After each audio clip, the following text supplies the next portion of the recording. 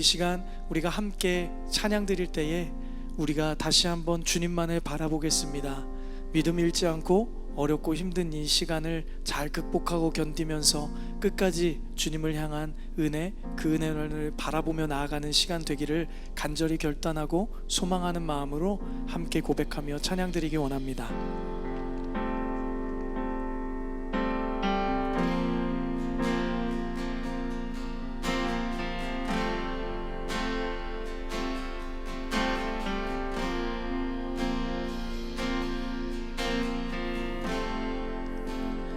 믿음 없는 나의 삶,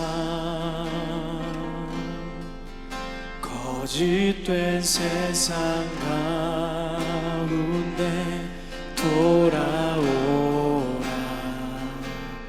회복되리라. 우릴 기다리시네. 한 번 더 믿음 없는 나의 삶, 믿음 없는 나의 삶, 거짓된 세상 가운데, 거짓된 세상 가운데 돌아오라. 회복되리라.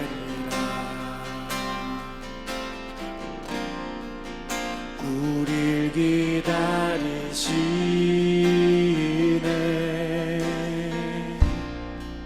흔들림과 두려움 가득한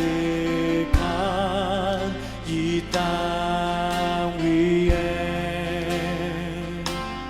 오셔서 우리 구원하여 주소서. 주를 바라봅니다.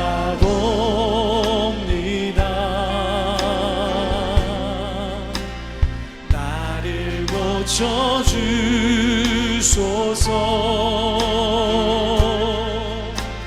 주께 순종합니다.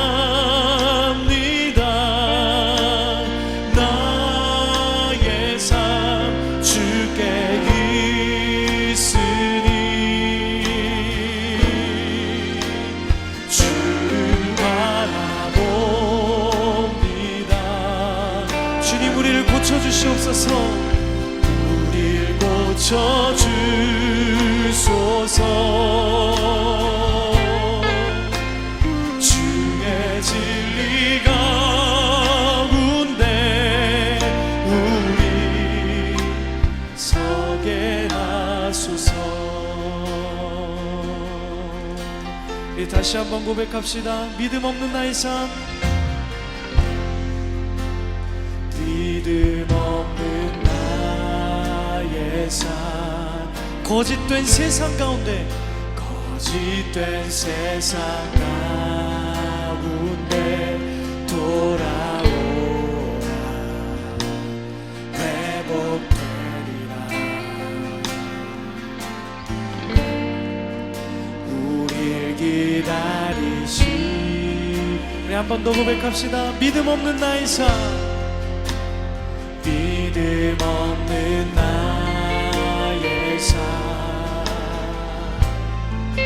거짓된 세상 가운데 돌아오.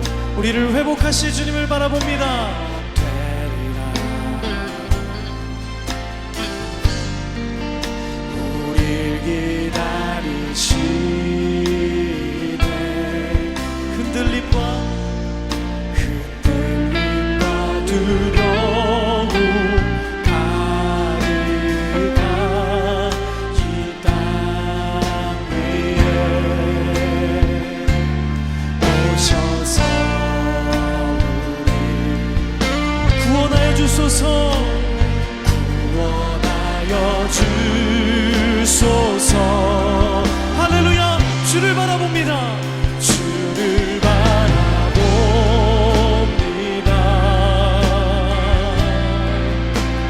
나를 고쳐주소서.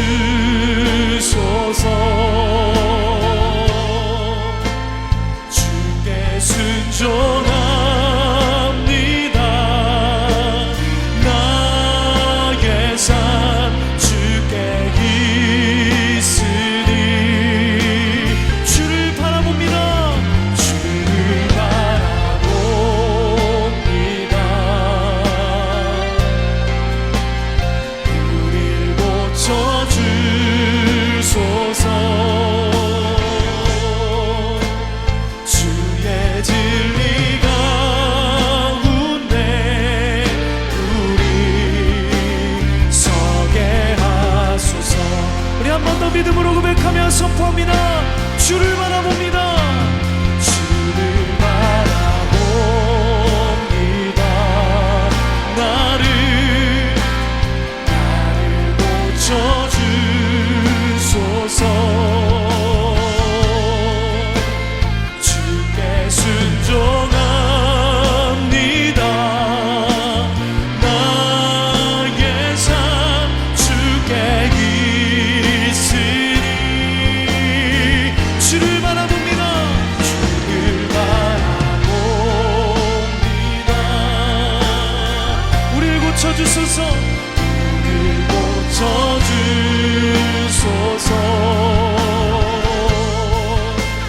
주의 진리 가운데 우리 서게 하소서. 우리 마지막으로 한 번 더 우리의 믿음을 담아 선포합니다. 주를 바라봅니다. 나를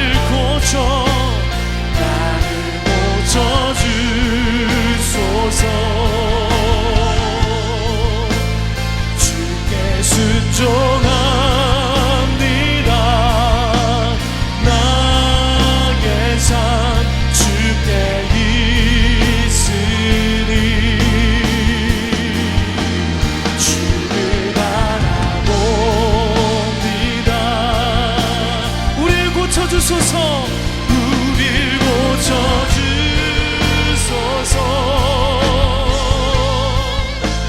주의 진리 가운데 우리 서게 하소서. 오직 믿음으로, 오직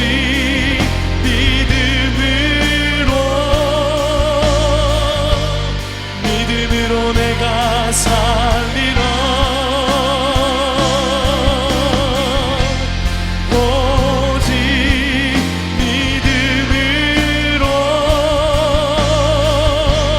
믿음으로 내가 살리라. 오직 의인은 믿음으로 말미암아 살리라. 오직 의인은 믿음으로 말미암아 살리라. 오직 의인은 믿음으로 말미암아 살리라. 오직 믿음으로, 오직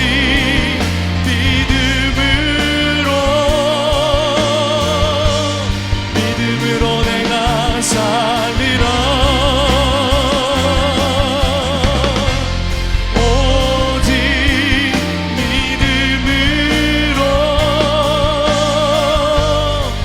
믿음으로 내가. 우리 두 손 높이 들고 함께 선포합니다. 오직 의인은, 오직 의인은 믿음으로 말미암아 살리라. 오직 의인은 믿음으로 말미암아 살리라.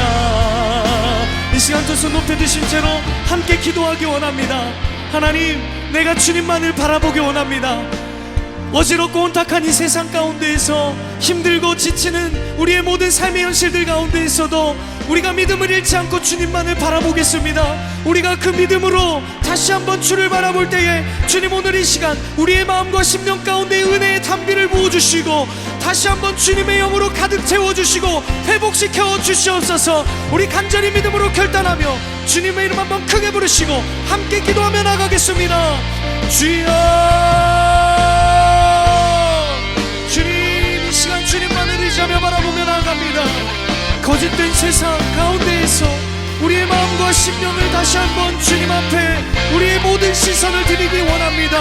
하나님, 날마다 우리를 기다리시는 주님, 힘들고 어려운 모든 순간들 가운데에서도 우리의 마음이 오직 하나님 한 분을 향하여 있기를 간절히 소망합니다. 주여, 세상 흔들리지만 우리가 오직 믿음으로 주님 앞에 나아갈 때에 주여,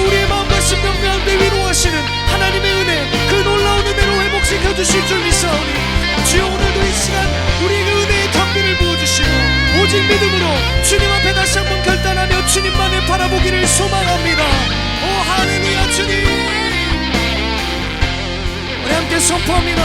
오직 믿음으로, 오직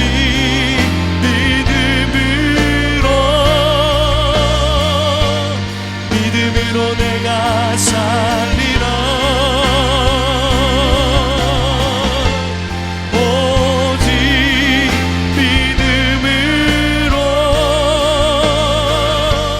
믿음으로 내가 살리라. 오직 의인은 믿음으로 말미암아 살리라. 오직 의인은 믿음으로 말미암아 살리라.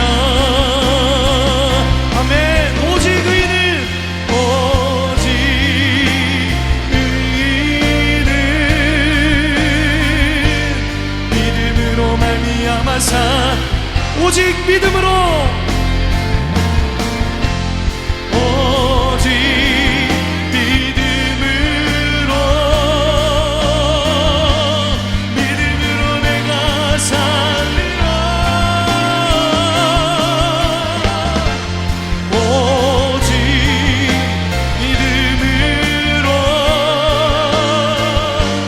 믿음으로 내가 살리라.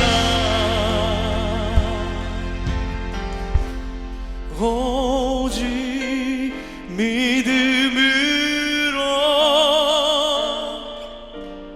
믿음으로 내가 살리라. 오직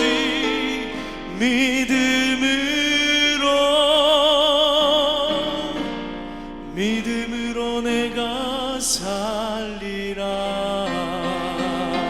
할렐루야. 우리가 다시 한번 믿음으로 주님만을 바라보기를 결단하는 마음으로 감사의 박수, 영광의 박수 올리며 나갑니다. 할렐루야.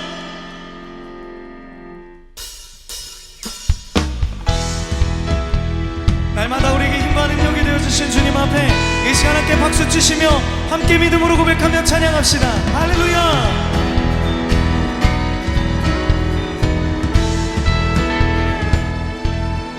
나의 등 뒤에서, 내 등 뒤에서 나를 도우시는 주, 나의 인생길에서 지치고 고나요 내 길처럼 주저앉고 싶을 때 나를 밀어주시네. 일어나 걸어라. 걸어라. 내가 새 힘을 주리니. 일어나 너 걸어라. 내 너를 도우리. 나의 등 뒤에서, 나의 등 뒤에서 나를 도우시는 주, 가난한 길을 갈 때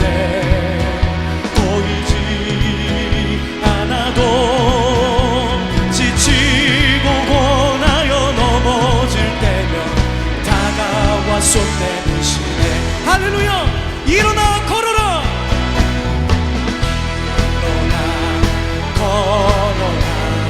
내가 새 힘을 주리니. 일어나 너 걸어라. 내 너를 도우. 일어나 걸어라. 일어나 걸어라. 내가 새 힘을 주리니. 아멘. 일어나 너 걸어라. 내 너를 도우리. 할렐루야. 이 시간에도 우리의 등 뒤에서 우리의 모든 마음과 심령 가운데 은혜를 주시며 힘을 주실 주님, 그 주님 앞에 함께 믿음으로 고백하며 찬양하십시다. 할렐루야. 나의 등 뒤에서, 나의 등 뒤에서 나를 도우시는 주, 때로 뒤돌아보면 여전히 계신 주, 잔잔한 미소로 바라보시며 나를 재촉하시네. 할렐루야. 일어나 걸어라. 일어나 힘을 주리니 일어나 너 걸어라 내 너를 도우 일어나 걸어라. 일어나 걸어라 내가 새 힘을 주리니 아멘. 일어나 너 걸어라 내 너를 도우 우리 마지막으로 선포합니다. 일어나 걸어라. 일어나 걸어라 내가 새 힘을 주리니 일어나 너 걸어라 내 너를 도우리 할렐루야. 주님은 날마다 우리에게 힘과 능력이 되어주십니다. 지치고 힘든 우리의 마음과 심령을 위로하시고 우리를 회복시키시고 하나님 앞에 이 시간 우리의 마음과 뜻과 정성을 다하여 감사와 영광의 박수 흘리며 나가십시다. 할렐루야. 주님 찬양합니다. 아멘.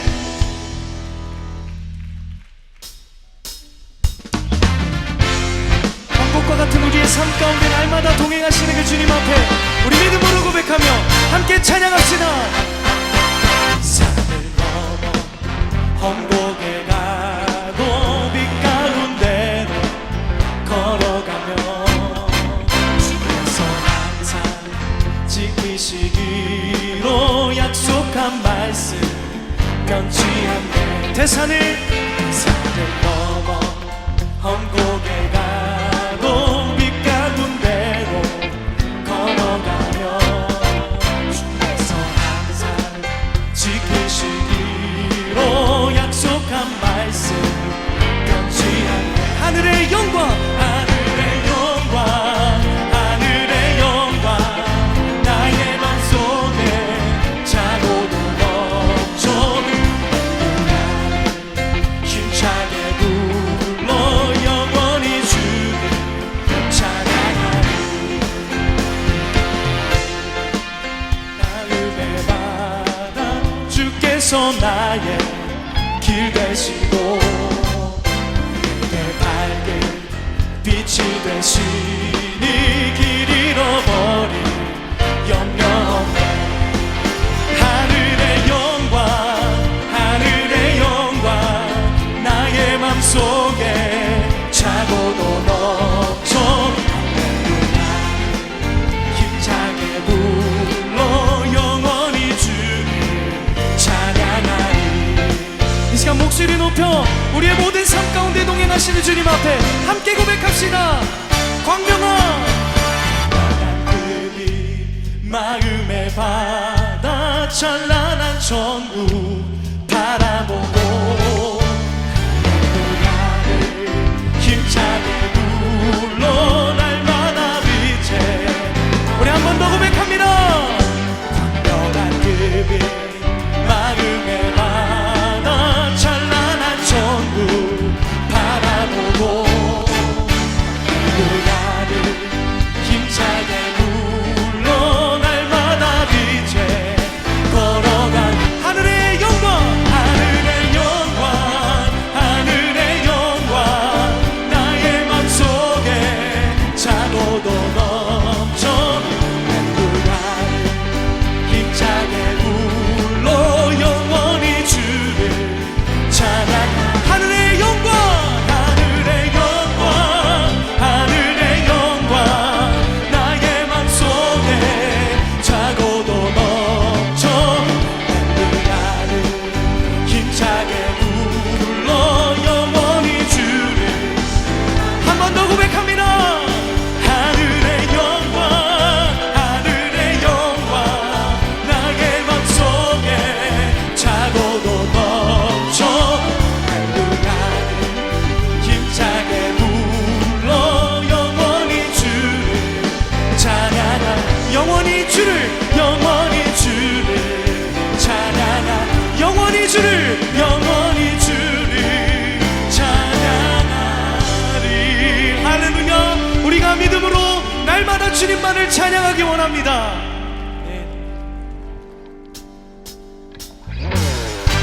이 시간 박수 치시면서 우리의 모든 마음에 있는 근심, 두려움, 걱정을 내어놓고 주님 앞에 함께 찬양하며 예배하며 나가기 원합니다.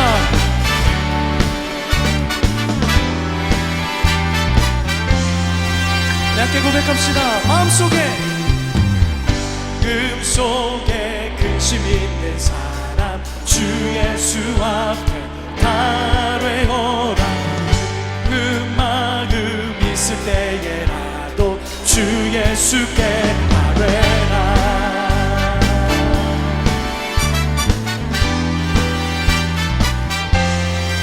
눈물 나며 깊은 한숨 쉴 때 주 예수 앞에 달래어라. 은밀한 죄 내게 있더라도 주 예수께 아뢰라. 주 예수 앞에 달래어라. 주리의 친근이 무엇이나 근심하지 말고 주 예수께 아뢰라. 괴로움과 두려움 있을 때 주 예수 앞에 달래어라. 내일 일을 염려하지 말고 주 예수께 아뢰라. 주 예수 앞에 달래어라. 주리의 친근이 무엇이나 근심하지 말고 주 예수. 우리 한 번 더 고백합니다. 주 예수 앞에 달래어라. 주리의 친근이 무엇이나 근심하지 말고 주 예수께 아뢰라. 할렐루야. 이 시간 우리의 모든 근심과 두려움을 내어놓고 주님 앞에 함께 믿음으로 고백하며 나아가기 원합니다. 할렐루야. 우리 함께 고백합시다. 염려하지 말고 기도와 간구로 감사함으로. 염려하지 말고 기도와 간구로 감사함으로. 염려하지 말고 기도와 간구로 감사함으로. 염려하지 말고 기도와 간구로 감사함으로. 주 예수 앞 달래어라. 주리의 친근이 주 예수 앞에 달래어라. 주리의 친근이. 할렐루야. 무엇이나 근심하지 말고 주 예수께 아뢰라. 무엇이나 근심하지 말고 주 예수께 아뢰라.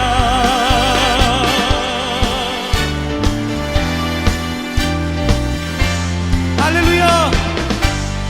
날마다 우리의 삶 가운데에 모든 근심과 두려움 가운데에서도 우리에게 참 평안과 위로를 주시는 그 하나님 앞에 감사와 영광의 박수를 나가겠습니다. 아멘.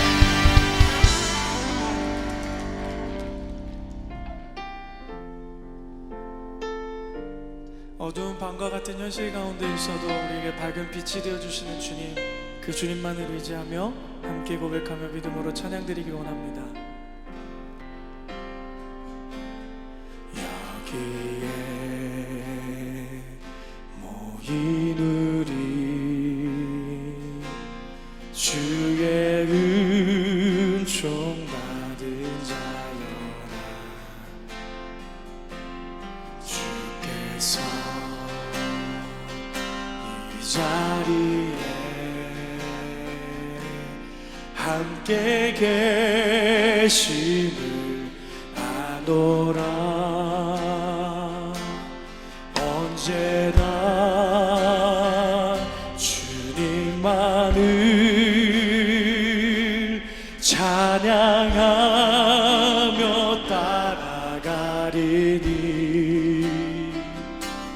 시험을 당할 때도 함께 계심을 믿노라. 2절 함께 고백합니다. 주님을 뜻하시니 우리는 다 헤아릴 수 없습니다. 헤아리기 어렵더라도 언제나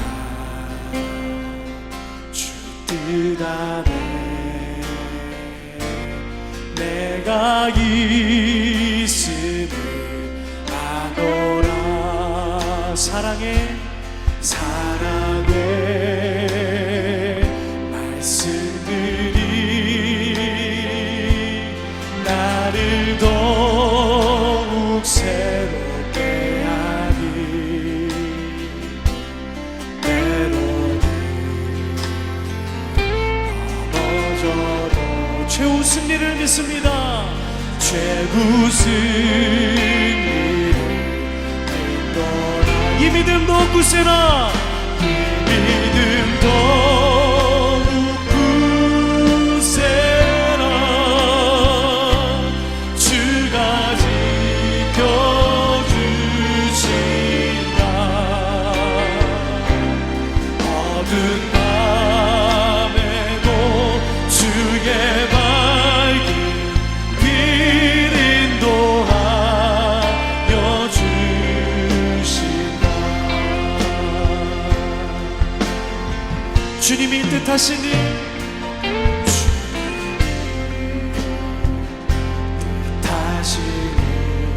헤아리기 어렵더라도 헤아리기 어렵더라도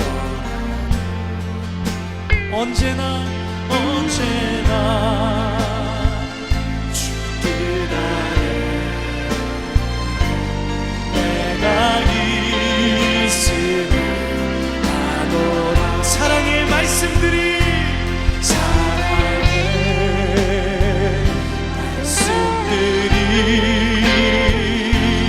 나를 더욱 새롭게 하니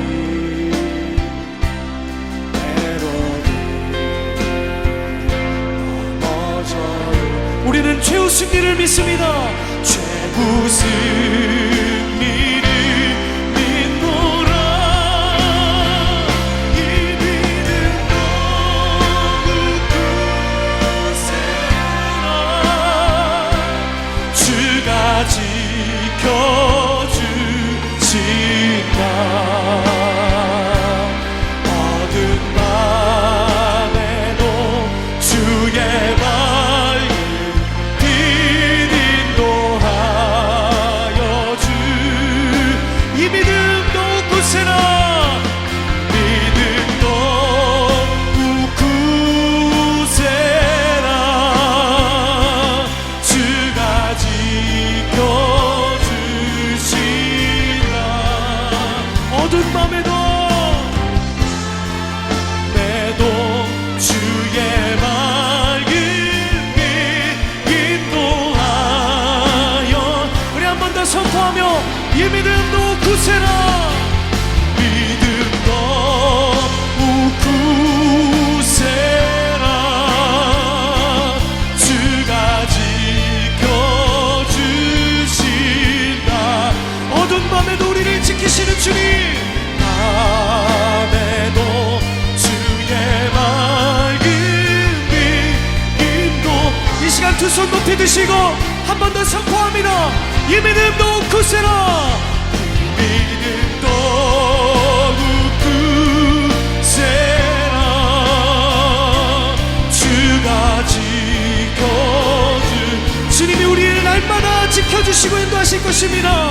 어두운 밤에도 주의 밝은 빛 인도하여 주신다.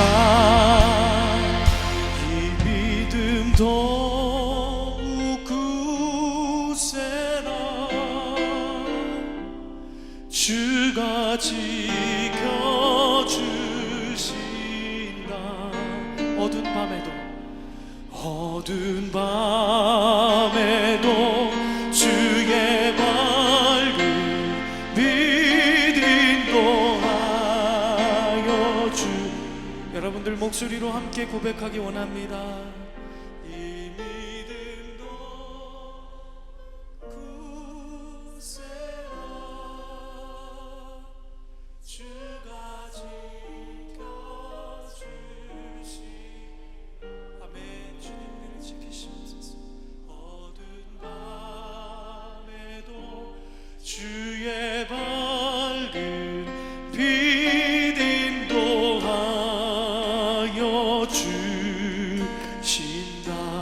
밤에도 어두운 밤에도 주의 밝은 빛 인도하여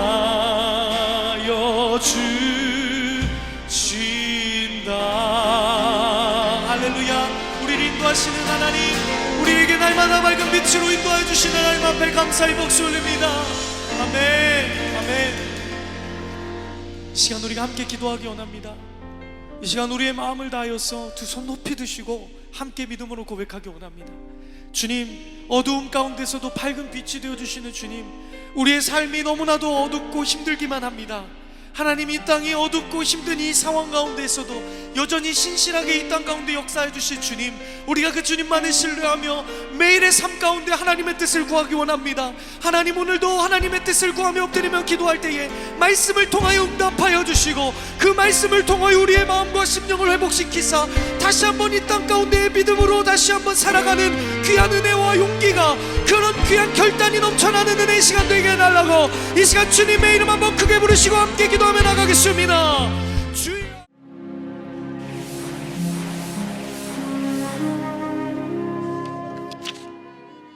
오늘의 말씀은 요한복음 4장 7절 말씀입니다. 사마리아 여자 한 사람이 물을 기르러 왔음에 예수께서 물을 좀 달라 하시니. 아멘. 작년에도 계속해서 투자의 귀재, 그리고 전설적인 투자가인 워런 버핏과의 점심 식사 경매가 진행되었습니다. 그 점심 식사 이 한 끼의 최종 낙찰 가격이 어느 정도 금액인지 혹시 아십니까? 점심 식사 한 끼, 그 금액이 한 몇 억 정도, 또는 혹시 몇 천만 원 정도, 아니면 수십억? 여러분, 한 어느 정도 가격에 낙찰이 되었을 것 같습니까? 네, 그 점심 식사 한 끼의 가격이 무려 54억이었습니다. 네, 뭐 54억 정도는 뭐 금액이 아니니까 별로 놀라시지 않는 건지 모르겠지만, 점심 식사 한 끼에 54억, 54억에 낙찰되었습니다. 식사 한 끼에 54,000원만 돼도 계산하기에 매우 두렵고 또한 이렇게 손이 막 덜덜 떨리면서 계산할 텐데, 한 끼 가격이 무려 54억이었습니다. 그러니까 점심 식사 한 끼를 54억을 주고 결제한 사람이 있었다는 뜻입니다. 워런 버핏과 점심 식사를 하면서 음식을 기대하기보다 그 사람과 대화하는 것을 기대했기 때문에 이 54억으로 낙찰한 사람이 그 큰 금액인데도 불구하고 그 금액을 지불하면서까지 점심 식사권을 따냈습니다. 그동안 버핏과 식사하면서 대화를 나누는 것을 통해서 너무나 많은 것을 배우고 깨달았기 때문에 심지어 그 버핏과의 점심 식사라는 책까지 나올 정도로 이 버핏과의 점심 식사는 누군가나 기대하고 갈망했던 일이었습니다. 이런 것을 보면 누군가와의 대화, 이 대화가 매우 중요하고 또 어떤 사람을 변화시키고 큰 깨달음을 주는구나라는 사실을 깨닫게 됩니다. 오늘 본문에서도 이 대화를 통해서 큰 변화를 겪은 사람이 등장합니다. 오늘 본문은 사마리아 여인과 그리고 예수님께서 대화를 하시는 말씀인데, 예수님께서 유대를 떠나서 갈릴리로 가시는 도중에 사마리아를 지나가셔야만 하는 상황이 되었습니다. 그래서 예수님께서는 사마리아 그 수가라는 마을에 이르르셨고, 피곤하신 나머지 성경에서 피곤하여서 우물가, 야곱의 우물가에서 쉬고 계셨다라고 말씀합니다.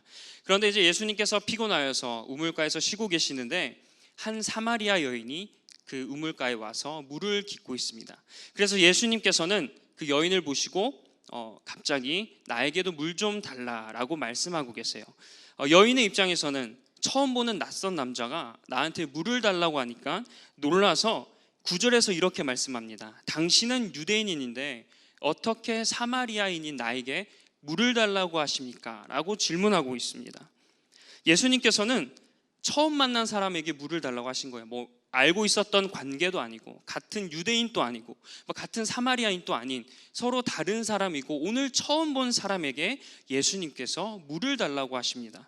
그래서 이 여인의 입장에서는 너무나 놀란 나머지 또 자신과 같은 민족도 아니고 낯선 남자가 갑자기 물을 뜨고 있는데 물을 달라고 하니까 놀란 나머지 당황해서 예수님께 이렇게 질문을 하고 있어요. 그리고 성경에서는 이 여인이 왜 이렇게 대답했는지에 대해서 덧붙여주고 있는데 유대인과 사마리아인이 상종하지 아니하기 때문이다라고 말씀하고 있습니다. 사마리아인들이 과거의 그 신앙의 순수성을 잃어버려서 유대인들은 이방인 취급을 했습니다. 사마리아인들을 천하게 여겼어요. 그래서 자연스럽게 유대인과 사마리아인의 사이는 좋지 않았습니다. 우리는 사마리아 여인의 대답을 눈여겨보아야 합니다. 왜냐하면 사마리아 여인은 물을 좀 떠주세요 라는 예수님의 부탁에 네, 아니면 또 아니요 라고 이렇게 대답하지 않으십니다. 좋습니다, 싫습니다, 제가 떠드리겠습니다, 아니 그냥 혼자 떠서 마시세요, 이렇게 이야기하지 않고 상종도 하지 않는 유대인 남자가 말을 거니까 당황하는 거예요. 그래서 이 여자가 어떤 말을 쓰냐면 어찌하여라고 단어를 씁니다. 어찌하여, 그러니까 어떻게라는 뜻입니다. 결국 여자는 당신은 유대인이고 나는 사마리아인인데 어떻게 나에게 물을 달라고 하십니까? 이런 의도로 말하는 거예요. 그만큼 놀랐다는 뜻이죠. 그렇게 예수님께서 또 물을 달라고 하신 이 단어를 우리는 단순하게 생각해서는 안 됩니다. 예수님께서 사마리아 여인에게 물을 달라고 한 거는 그만큼 당시에 있는 금기사항을 깨는 것이고 상상도 할 수 없는 내용이었습니다. 그래서 있을 수 없는 일이 벌어졌기에 여인은 당황한 나머지 네 또는 아니요라고 대답하지 않고 당신이 나에게 그런 부탁을 해도 괜찮습니까? 정말 사마리아인인 저에게 물을 달라고 하시는 겁니까? 이런 뉘앙스로 예수님께 대답합니다. 예수님은 당황해서 일단 여인을 안심시키며 차분하게 말씀합니다. 10절에서 예수님은 하나님의 선물을 알고 또 너에게 물을 달라 하는 사람이 누구인지 알았다면 부탁을 했을 것이고 그는 생수를 주었을 것이다 라고 말씀하고 있어요. 당신은 유대인인데 왜 나에게 금기사항을 깨면서까지 물을 달라고 하십니까? 라는 사마리아 여인의 말에 전혀 다른 내용으로 예수님께서 답을 하고 계십니다. 한마디로 여인에게 방금 전까지는 내가 너에게 물을 달라고 했잖아. 그런데 너가 내가 누군지 알았다면 오히려 너가 나에게 물을 달라고 했을걸? 이라는 대답을 하시는 거예요. 여인의 입장에서는 전혀 알지도 못하는 사람이 갑자기 물을 달라고 하더니 이제는 도리어 자신이 물을 달라고 했을 것이다 라고 말을 하니까 여인은 더 황당해하고 이해가 되지 않아요. 그래서 다시 한번 의아해하면서 11절에 주여 당신은 물 그릇 그릇도 없고 이 우물은 이렇게 깊은데 어떻게 당신이 나에게 생수를 구할 수 있겠습니까? 라고 물어요. 물을 준다고 하는 사람이 딱 보니까 그릇도 없잖아요. 그리고 피곤해서 쉬고 있었어요. 그릇도 없는 사람이 또한 피곤해 보이고 그런 사람이 나에게 생수를 준다고? 이해가 되지 않은 거예요. 이 질문에 이어서 여인이 한마디 더 하는데 예수님에게 당신이 우리 조상 야곱보다 더 큽니까? 라고 질문을 해요. 여인의 질문은 이 사마리아인들이 그만큼 야곱을 조상으로 알고 있었고 야곱이 우물을 준 것에 대해서 매우 자부심을 느끼고 감사하고 있었음을 알게 됩니다. 그래서 이 예수님에게 야곱은 우물을 줬는데 이렇게 귀한 우물을 우리에게 마련해 줬는데 당신은 어떻게 나에게 물을 준다고 합니까? 당신이 야곱보다 더 큽니까? 라고 사실은 조금은 무시하면서 예수님께 다시 묻고 있어요. 예수님의 말씀을 전혀 믿지 못하는 반응이죠. 어떻게 보면 이 말을 들은 예수님 입장에서는 기분이 조금 상할 수 있어요. 듣기 나쁜 말이죠. 왜냐하면 어차피 예수님은 야곱보다 더 크신 분입니다. 그런데 예수님께서는 그런 말씀을 듣고도 너 나 몰라봐? 감히 나한테 그런 질문을 해? 라고 하지 않으시고 여인의 입장을 다시 한번 고려하셔서 차분하게 13절에서 14절에서 이렇게 말씀합니다. 이 물을 마시는 자마다 목이 마르겠지만 내가 주는 물을 마시면 절대로 목마르지 않을 것이고 영원한 생명의 샘물이 된다 라고 말씀하세요. 한마디로 야곱은 너희들에게 우물을 줬잖아. 그런데 잘 봐, 너희는 우물가에 와서 계속 물을 떠. 야곱은 우물물을 줬지 절대 목마르는 너희들의 갈증은 해결해 줄 수가 없어. 그런데 나는 우물을 주는 그 차원을 넘어서 너희가 이렇게 물 길러 오지 않도록 나는 영원한 생수를 줄게 라고 예수님께서 이야기하시는 거예요. 물을 기르러 올 필요도 없이 내가 아예 목마르지 않게 해준다니까 라고 예수님께서 여인에게 말씀하십니다. 예수님의 대답을 잘 한번 생각해 보세요. 무슨 뜻인가요? 예수님의 대답은 직접적으로 예수님께서는 내가 야곱보다 더 커 라고 하지 않으시고 이렇게 돌려서 얘기하시면서 야곱은 우물물을 줬지만 나는 우물에 갈 필요조차 없는 영원히 목마른 것을 해결해 준다 라고 하면서 예수님께서 내가 야곱보다 더 큰 사람이야 라고 여인에게 말씀하시는 거예요. 이 말씀을 들은 사마리아 여인의 대답이 더 놀랍습니다. 자, 15절의 말씀을 다 함께 읽겠습니다. 시작. 여자가 이르되 주여 그런 물을 내게 주사 목마르지도 않고 또 여기 물 기르러 오지도 않게 하옵소서. 아멘. 여러분, 사마리아 여인의 대답에서 변화가 느껴지십니까? 갑자기 여기서 예수님을 주여라고 고백합니다. 11절에서 이 앞선 11절에서 잠깐 예수님을 주여라고 했는데 이전에는 유대인 한 남자 그리고 갑자기 어느 낯선 사람에게 당신이라고 표현을 했다가 이제는 예수님의 말씀을 듣고 주여라고 고백합니다. 예수님의 아까 그 말을 듣고 여인에게 뭔가 느낌이 있었다는 거예요. 예수님을 향해 그래서 이제 이렇게 고백합니다. 예수님, 주여, 내가 목마르지 않게 하여 주옵소서. 그리고 그래서 내가 다시 여기에 물을 기르러 오는 그런 수고를 하지 않게 해주옵소서라고 여인은 예수님께 이제 부탁을 하는 거예요. 앞에서는 예수님이 먼저 여인에게 부탁하셨습니다. 나에게 물을 좀 줄래? 그런데 이제는 여인이 반대로 예수님께 부탁하는 거예요. 내가 목마르지 않게 해주세요. 영원한 물을 기르러 오지 않게 해주세요. 이제 여인이 예수님께 부탁을 합니다. 상황이 완전히 역전이 되었어요. 조금 전까지만 해도 여인은 당신은 야곱보다 더 커요? 이 우물을 우리에게 준 야곱보다 더 큽니까? 라고 했던 여인, 이 예수님을 알아보지도 못하고 무시했던 여인이 이제, 그리고 또 앞에서는 나는 사마리아인, 당신은 유대인, 선을 확 그었어요. 그러니까 말하지 말라는 거죠. 그런데 이제는 심정의 변화가 생겼는지 예수님께 부탁을 하기 시작했습니다. 그렇다면 여인은 왜 이렇게 갑자기 변화된 모습을 보였을까? 그 이유는 여인에게는 그동안 이 해결되지 않은 갈증, 결핍, 목마름이 있었어요. 나는 영원히 목마르지 않게 해줄게. 그러니까 이 예수님의 말씀에 완전히 매료된 거예요. 이제 내가 목마르지 않게 된다. 나의 갈증이 해결된다. 나의 결핍이 해결된다.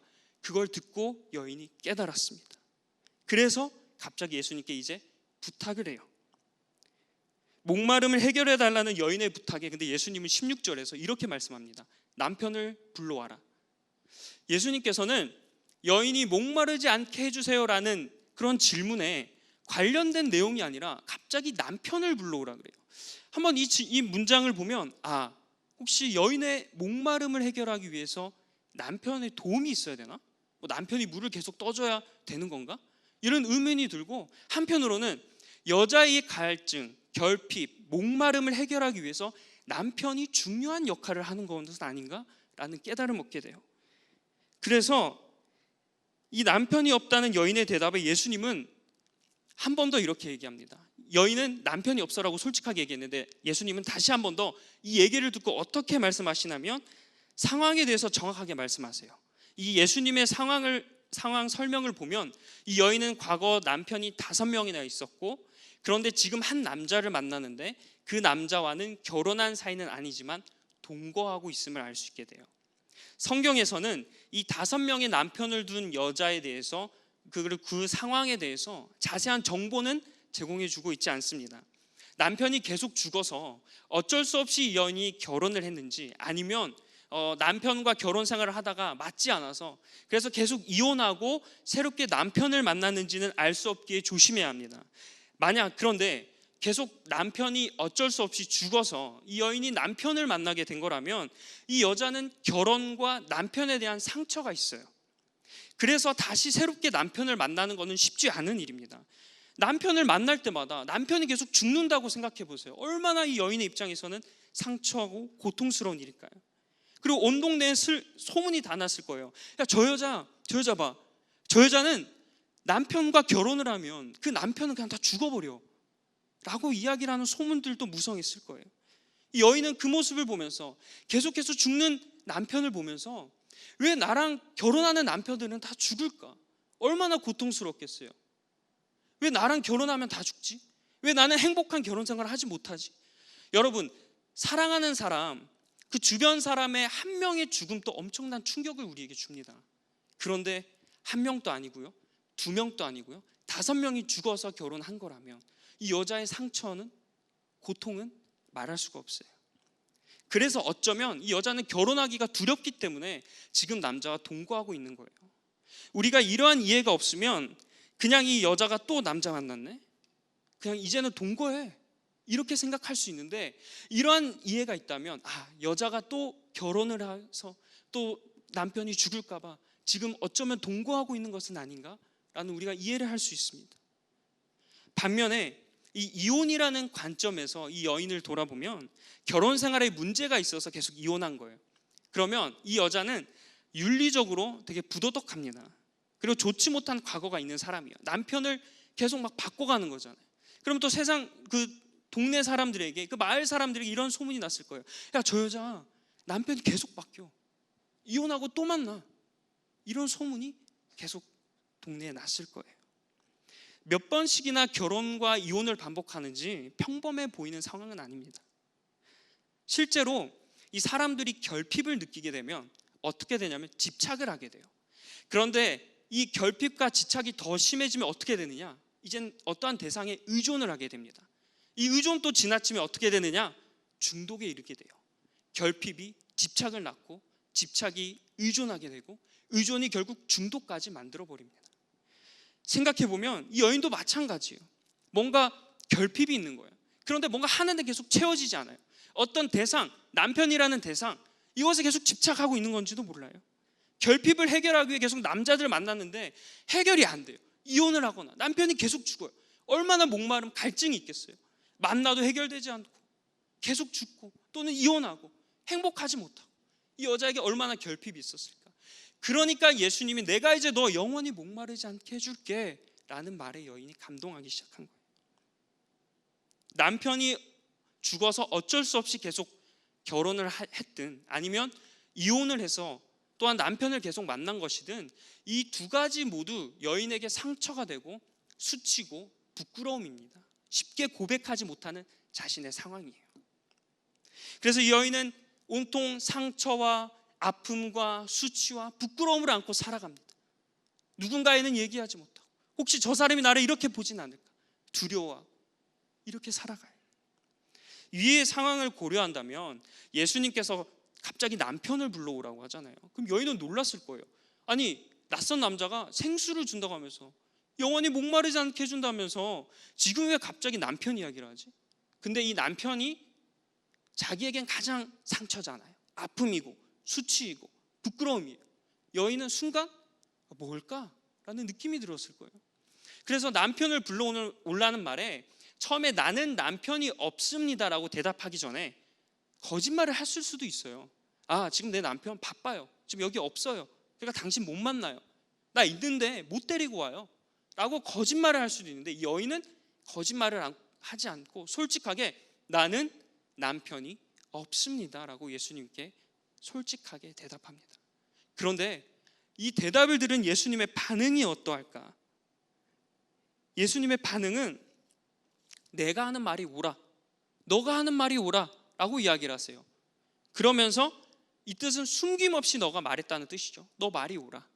그러면서 남편이 이딴 식으로 거짓말을 하지 않고 또 이야기하니까 이제 예수님께서는 자신이 직접 여인의 과거를 이야기하면서 또 이렇게 말씀하십니다. 내 말이 참돼. 너 말 참되도다. 진실되게 말을 했다는 거예요. 그러니까 예수님의 질문에 이 여인은 거짓 없이 솔직하고 진솔하게 너가 나에게 말을 했다. 그러니까 내 말이 옳아. 너 진실돼 참돼. 라고 하면서 예수님은 인정해 주는 거예요. 여인의 대답에 공감해 주는 거예요. 그래, 너 남편이 없는 너의 상황 지금 맞다. 이렇게 공감해 주고 계십니다. 한번 사마리아 여인의 입장에서 생각해 보세요. 자신은 무시받는 사마리아인이죠. 윤리적으로 부도덕해요. 결혼에 대한 아픔과 상처가 있거나 결핍을 채우기 위해서 또는 남자들을 만나고 있어요. 그로 인해 얼마나 힘들었을까요? 내가 만나도 해결되지 않은 이 결핍, 갈증, 목마름, 계속 만나도 해결되지 않아. 그래도 물은 계속 뜨고 다니는 이 여인의 모습을 보고 예수님께서 그래서 그렇게 대답하시는 거예요. 거기에 남자 관계로 인해서 사람들에게 비판도 많이 받았을 거예요. 저 여자 봐. 저 여자 과거에 5명의 남편이 있었대. 근데 지금 또 새로운 사람을 만난대. 근데 그 남자와는 결혼하지 않고 동거한대. 결혼하는 거야? 몰라. 나 같으면 그냥 혼자 살겠다. 이런 상황 속에 여인이 살아가고 있어요. 흔하지 않는 상황입니다. 1명, 2명 만나는 것도 죄. 유대인 입장에선 죄인데 5명이나 되고 6명의 여자를 만나고 동거하고 있고, 이런 식의 비판을 수도 없이 들었을 거예요. 그래서 동네 사람들이 모두 다 알고 있어요. 여인은 지금 자신이 만나도 해결되지 않는 그 상황으로 인해서 갈급하고 얼마나 마음이 아프고 상처가 있는데, 거기에 동네 사람들까지 자기에게 손가락질하고 저 여자 봐, 저 여자 봐, 손가락질하고 수군거리고 몇 배로 더 여인에게 고통이 되는 상황입니다. 예수님은 여인에게 느껴지는 그 고통을 보고 얼마나 마음 아파하셨을까요? 예수님은 앉아서 쉬셨어요. 피곤하셨다 그랬어요. 피곤하면 말하기 좀 힘들잖아요. 그래서 쉬시고 계시는데 한 여인이 갑자기 등장합니다. 근데 물을 뜨고 있어요. 근데 그 여인의 모습을 보니까 예수님은 이런 아픔이 보이기 시작하는 거예요. 상처가 보이기 시작하는 거예요. 그래서 그 여인을 내버려 둘 수 없어서 예수님은 물을 달라고 대화를 거시는 거예요. 요한복음 2장 25절에는 이렇게 말씀합니다. 그가 친히 사람의 속에 있는 것을 아셨다. 오늘 본문은 4장이잖아요. 근데 2장에서 이미 예수님은 사람의 속을 꿰뚫어 보신다는 것을 말씀하셨어요. 예수님은 외적인 모습으로만 그 사람을 보지 않고 예수님은 사람의 마음도 꿰뚫어 보시는 분이다. 그러니까 여인이 물을 기를 때 그 물기는 여인의 모습을 본 게 아니에요. 그 마음을 본 거예요. 그 내면을 보신 거예요. 아픔, 상처, 수치, 부끄러움, 고통을 안고 살아가는 그 여인의 마음을 보셨어요. 이 여인의 상처를 보았고 또한 그 여인의 상처를 치유하고자 하시는 마음이 있었던 거예요, 예수님. 그래서 4장 29절에서 내가 행한 모든 일을 내가 말한 사람을 와서 보라, 그리스도다라고 여인이 고백해요. 사마리아 사람들에게 이제 여인이 예수님과 만남 후에 사마리아 마을에 대해서 고백하는데, 여기서 보면 내가 행한 모든 일이라고 말씀합니다. 여러분, 내가 행한 모든 일, 이 여인이 행한 일은 무엇인가요? 지난 과거, 지난 일들이죠. 그럼 여인의 지난 일들은 무엇일까요? 남자를 그렇게 만나고 그리고 지금 동거하고 있는 그 사실이에요. 근데 이제 여인이 중요한 게 자기가 예수님을 만나서 메시아다라고 딱 느끼고 난 다음에, 선지자라고 느끼고 난 다음에 동네에 가서 예수님을 전하는데 자기의 지난 날을 아는 사람이 있다라고 선포를 하고 있어요, 여인이.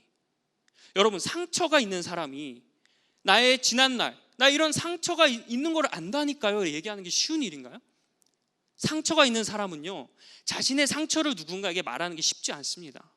그런데 이 여인은 나의 상처, 나의 수치, 이거를 아는 사람이 있어라고 사람들에게 고백을 해요. 마치 간증처럼 이야기합니다.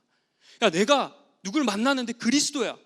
내가 지난 날, 나의 이런 남편과의 관계, 이런 갈급함을 알고 있는 사람이 있다니까? 라고 사람들에게 얘기하는 거예요. 이제 그런 부끄러움이 부끄러워하지 않고 마치 간증처럼, 이 간증을 하는 사람들이 상처와 아픔이 이제 아무렇지 않게 얘기하잖아요. 당시에는 아픔이었지만 예수님을 만나고 나서 이게 오히려 예수님을 만나게 된 그런 도구, 통로라고 이야기하기 시작하는 거로, 이 여인은 예수님을 이렇게 만나게 되었다. 근데 예수님이 나의 지난 날을 말씀하고 계십니다 라고 사람들에게 선포를 하는 거예요. 예수님에 대해서 알지도 못했고 당신은 야곱보다 큰 사람입니까? 라고 질문했던 여인이 이제 온 동네방네를 돌아다니면서 야, 나의 지난 과거를 아는 그분이 예수님인데 빨리 와봐, 예수님이 오셨어 라고 선포하며 다니기 시작합니다. 상처가 있는 사람들은 자신의 아픔을 쉽게 이야기하지 못해요. 그런데 자기 상처만 또한 생각하기 때문에 다른 사람을 돌볼 여력도 없습니다. 그리고 누군가에게 이 말하는 게 너무나 고통스러워요. 그리고 잘 생각해 보면 여인이 지금 사람들에게 나의 지난 날, 자신의 상처나 아픔, 수치를 이야기하는데, 만약에 이 지금 사람들도 여인을 만약에 비난하고 손가락질했다면 지금 나에게 어느 정도 상처의 원인이 되는 사람들 앞에서 나의 상처에 대해서 이야기하고 있는 거예요. 상처가 있는 사람이 나에게 상처를 준 사람 앞에 가서 상처에 대해서 오픈할 수 있다, 이야기할 수 있다. 이것은 치유가 되지 않고서는 절대 있을 수 없는 일입니다. 아무리 전해야 된다고 한들 나의 상처가 준 사람한테, 그것도 온 동네방네 다니면서 이야기할 수 있다는 사실은 치유가 되지 않고서는 절대 있을 수 없는 일이에요. 사마리아 여인은 예수님의 질문, 왜 갑자기 남편을 물어볼까? 이 질문에 대해서 가장 아픈 부분을 언급해서 당황했을 거예요. 하지만 여인은 예수님의 질문에 거짓말하지 않습니다. 기분이 나빠서 왜 갑자기 남편 이야기를 하세요 하고 자리를 박차고 나가시지 않아요. 솔직하게 저는 남편이 없습니다라고 예수님의 질문에 대답합니다. 여인의 이 솔직함에 예수님 그래서 공감해 주세요. 너 말 맞아. 너 진실하게 말했어. 유대인의 입장에선 죄였고 세상적인 기준에서는 비윤리적인 행동이었습니다. 그런데 예수님은 사람들처럼 세상의 기준으로 여인을 보지 않으셨어요. 너 아프지? 너 얼마나 힘들어? 너 고통스러웠지? 어떻게 견뎌냈냐? 그리고 나한테까지 솔직하게 말해줘서 너무 고마워. 예수님은 여인의 솔직함에 인정해주고 공감해주고 계십니다.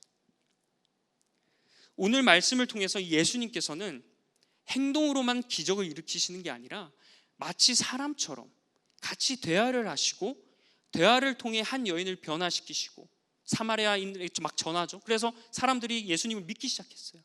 그리고 치유가 있어서 자신의 아픔을 아무렇지 않게 이야기하고 마치 이것이 내가 오늘 예수님을 만난 통로가 되었다라고 이야기하고 있어요.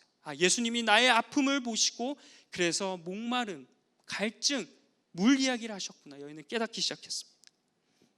사랑하는 꿈의 가족 여러분, 온라인으로 또 예배하는 성도분들, 우리의 삶을 이 시간 한번 돌아보았으면 좋겠습니다. 사람들은 누구나 말하지 못할 아픔이 있어요. 상처가 있습니다. 그런데 이 상처를 누군가에게 말하지 못해요. 아픔을 얘기했다. 야, 저 사람 이렇게 나약해? 라고 보일 수 있을까 봐. 심지어 가족들에게도, 그리고 나 자신에게도 억지로 숨기며 살아가요. 그리고 그것을 꽉 눌러서 있습니다. 그러니까 언제 터질지 몰라요. 상처를 치유한 게 아니라 그냥 상처, 슬픔 꽉 눌러놓고 있으니까 나의 의지와 상관없이 언제 어디서 또는 환경과 사람들에 의해서 그게 탁 건드려지면 폭발하기 시작해요. 갑자기 고통을 느끼고 아픔을 느끼고 슬픔을 느낍니다. 하지만 오늘 말씀에서 예수님은 먼저 상처를 드러내세요. 너 남편 데리고 와 라고 말씀하신 것처럼 우리의 상처를 먼저 드러내십니다.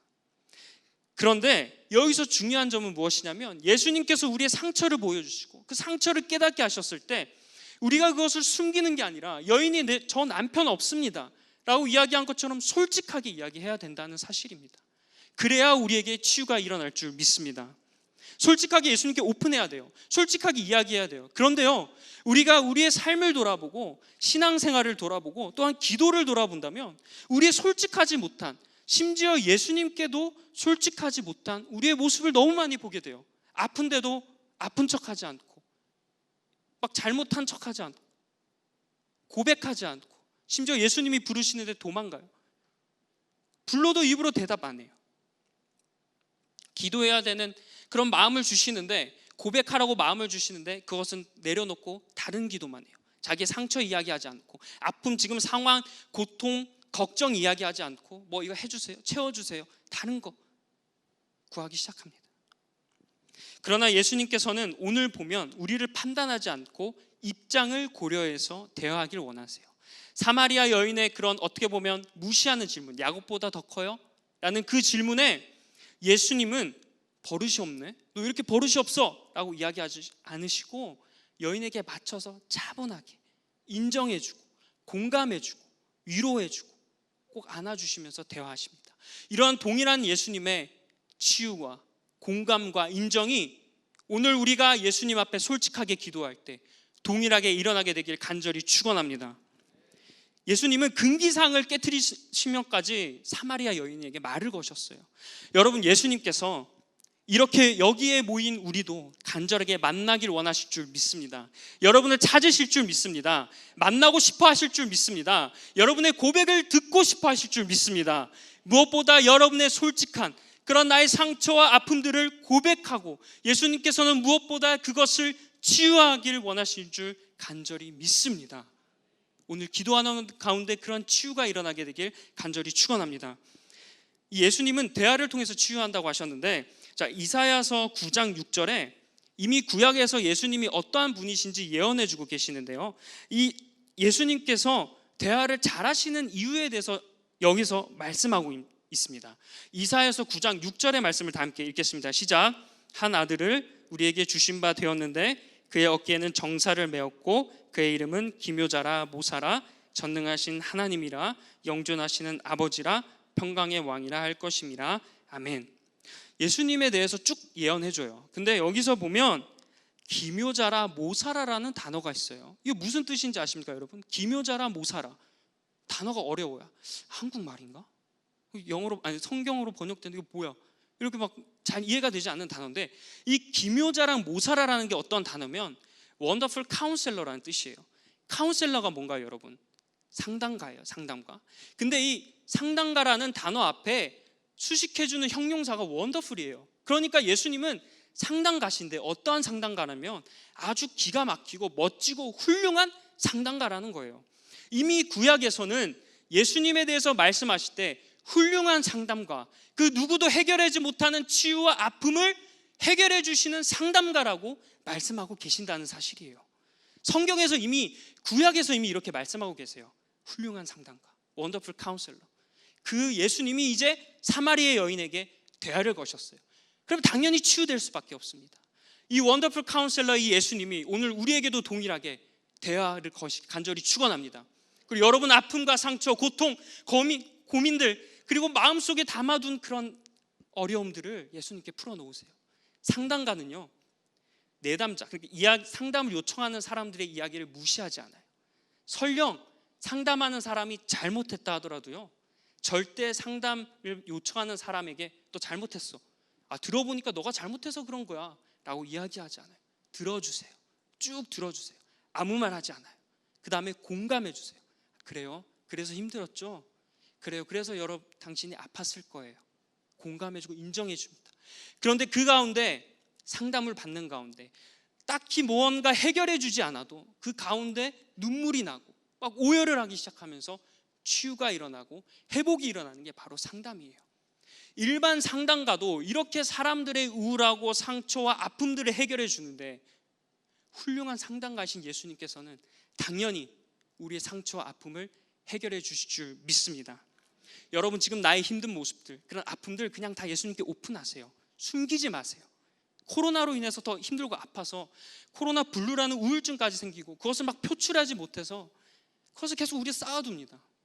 고통, 아픔 쌓아둬요. 한국의 문화에서는 또 참는 것이 미덕이라고, 이런 것을 표출하면 뭐라 그래요? 버릇없는 사람이라고 이야기해요. 우리나라 문화권에서는 그래요. 그래서 어렸을 때부터 참아야 한다. 꾹꾹 눌러 담아요. 그러니까 우리나라 사람들 우울과 합병 많이 생기는 거예요. 꾹꾹 눌러 담아, 참아, 표출하지 마. 그럼 버릇없는 사람이야. 어렸을 때부터 어른들에게 나 기분 나빠요 라고 이야기하면 버릇없어 라고 이야기해서 누르게 담아요. 그러니까 우리나라 사람들에겐 더 이렇게 상처를 표현하지 못하고 눌러 담는 게 익숙합니다. 그래서 어쩌면 우리들에게 더 예수님이 필요한지 몰라요. 상담가, 훌륭한 상담가, 나의 아픔을 끄집어내시고 먼저 그것을 물어보시고 치유해 주시고 해결해 주실 줄 믿습니다. 오늘 기도하는 가운데 그 놀라운 예수님의 역사를 만나게 되길 간절히 축원합니다. 이제 말씀을 마치고자 합니다. 예수님께서는 오늘 사마리아 여인에게 찾아가신 것처럼 여러분의 상처를 치유하고 싶으세요. 그래서 오늘 이 자리로 인도하실 줄 믿습니다. 여러분 오늘 예수님께서요 이미 이 자리에 기다리고 계셨어요. 사마리아 여인을 기다리고 계신 것처럼 여러분을 기다리고 계셨다고요. 왜요? 치유해 주기 위해서, 대화하기 위해서, 상담해 주기 위해서, 그리고 놀라운 역사를 오늘 이 밤에 보여주기 위해서인 줄 믿습니다. 오늘 기도하는 가운데 솔직하게 털어놓으세요. 나의 지난 날, 또 어렸을 때 상처, 아픔, 고통 모든 걸 다 쏟아놓고 가세요. 예수님께서 쏟아놓으라고 말씀하세요. 그리고 오늘 혹시 기도하는 가운데 여러분들에게 갑자기 스쳐 지나가는 어떤 상처가 생각나게 해주실 거예요. 그런 걸 솔직하게 기도하시고 치유해 주세요. 예수님 나 낫게 해주세요. 고쳐주세요. 날 만져주세요 라고 기도하며 그 가운데 우리와 역사하시는 그 하나님을 만나게 되길 간절히 축원합니다. 기도하겠습니다. 우리의 상처와 아픔들, 고통, 괴로움을 아시는 주님, 사마리아 여인을 기다리셨던 주님께서 오늘 이 시간 동일하게 나에게도 임하여 주옵소서. 다른 사람들에게, 교인들에게, 심지어 가족들에게도 말하지 못한 나의 고통을 들어주시고 깨끗이 회복시켜 주옵소서. 오늘 나의 모든 상처와 아픔을 기억나게 하시고 간절히 주님께 거짓없이 솔직하게 쏟아내게 하시고 그 가운데 치유의 역사가 일어나게 하셔서 모든 짐과 고통을 벗어버리고 홀가분한 마음으로 돌아가게 하여 주옵소서. 빈손으로 오지 않고 하나님께 귀한 예물을 준비한 손길들이 있습니다. 넉넉한 가운데 준비한 손길도 있고 어려운 가운데서라도 그래도 하나님의 주권을 인정하며 드린 손길들이 있습니다. 하나님, 성도님들의 형편을 기억하여 주시고 저를 따라 꼴을 먹여주시는 은혜로 부족함 없게 하여 주옵소서. 모든 말씀 예수님의 이름으로 기도드립니다. 아멘. 이 시간 준비하신 예물 봉헌하시면서 힘차게 박수치며 찬양하겠습니다.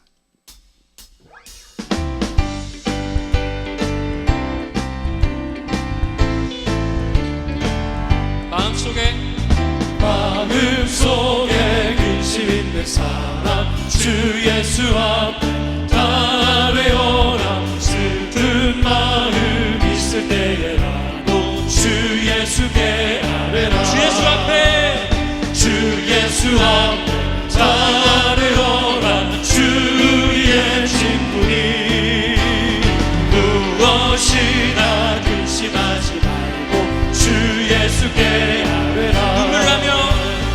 눈물 나며 기쁜 한숨 쉴 때 주 예수 앞 달려오라.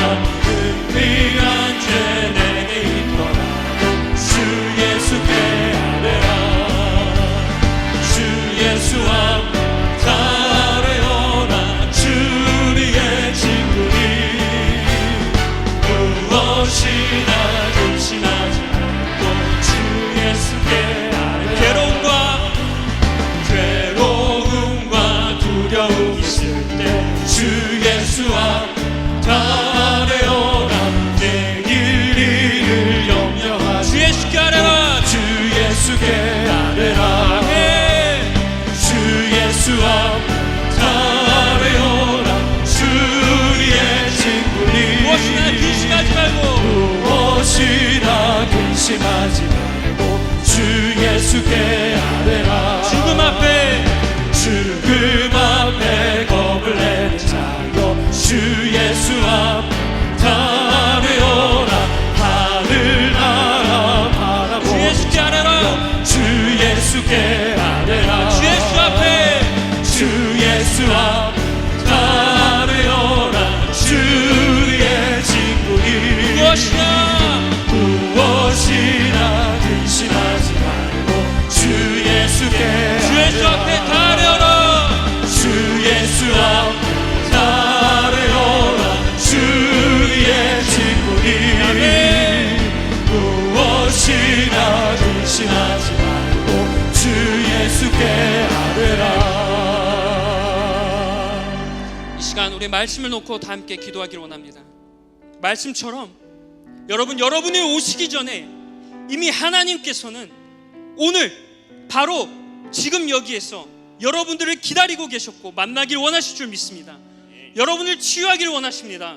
여러분의 고통, 아픔, 상처, 걱정, 괴로움 다 쏟아내시길 간절히 축원합니다.